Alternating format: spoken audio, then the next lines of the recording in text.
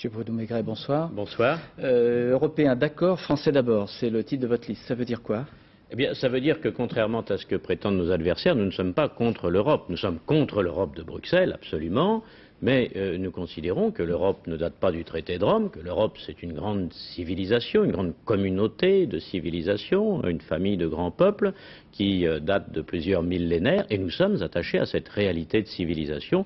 Donc, ce que nous voulons, nous, c'est une autre organisation de l'Europe, une organisation qui respecte les nations, leur indépendance, leur identité, leur souveraineté, et c'est pourquoi nous disons européens d'accord, mais français d'abord, c'est-à-dire les nations d'abord. Vous appelez ça la Nouvelle Europe, vous évoquez 7 pactes de coopération principaux, vous évoquez l'égalité, mais ça veut dire quoi dans votre bouche, l'égalité? L'égalité des nations d'abord, c'est-à-dire qu'il n'y a pas de nation qui puisse être mise en minorité dans cette Europe que nous voulons, car si les nations sont indépendantes, souveraines, c'est-à-dire si elles restent maîtresses de leur destin, eh bien aucune d'entre elles ne doit être soumise à des décisions contre laquelle elles n'auraient pas été favorables.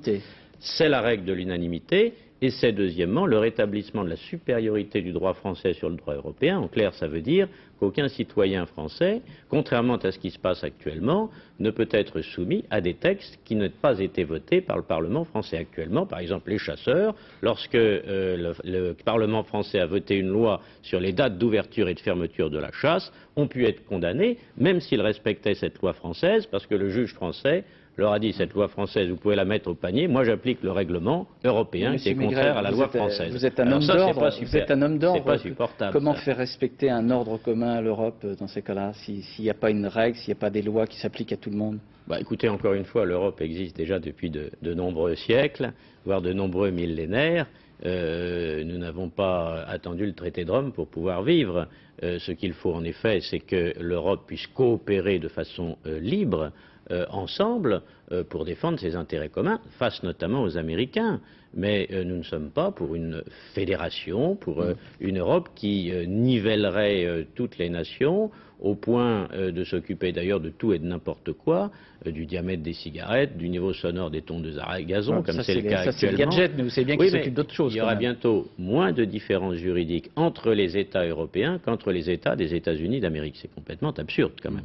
Vous récusez l'idée sur laquelle, au fond, l'Europe pourrait s'ouvrir à d'autres, notamment vous dites pas la Turquie, pas le Maroc, et pourtant qu'est-ce qu'il y a de commun entre les Finlandais et les Portugais? Bah, écoutez, oui, moi je considère, ça paraît un peu absurde de le dire, mais votre question montre que ça mérite d'être dit. L'Europe doit rester européenne.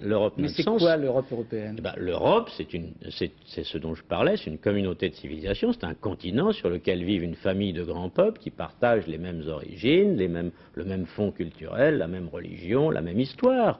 Et la Turquie, qui est un pays par ailleurs tout à fait respectable, comme le Maroc ou la Tunisie, n'est pas européen, ni par sa localisation. Vous savez bien que l'Empire ottoman a quasiment été le plus grand empire tout au long de la Méditerranée, y compris jusque chez nous. À l'école primaire et bien au-delà, monsieur Sérion. Vous savez donc que la Turquie ou le Maroc n'est pas situé sur le continent européen, même si une toute petite partie l'est.